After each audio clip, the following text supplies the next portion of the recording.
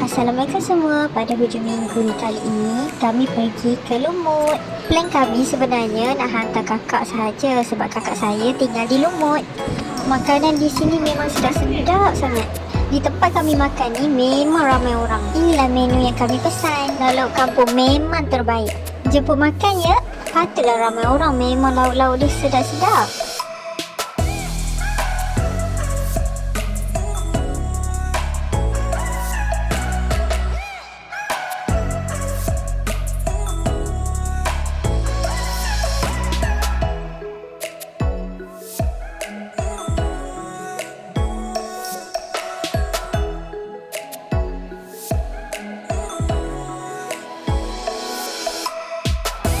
Selepas makan, kami pergi ke laut.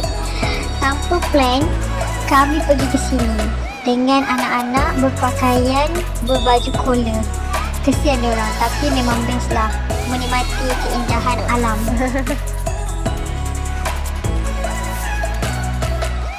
Maksudnya punya kapek, kotor.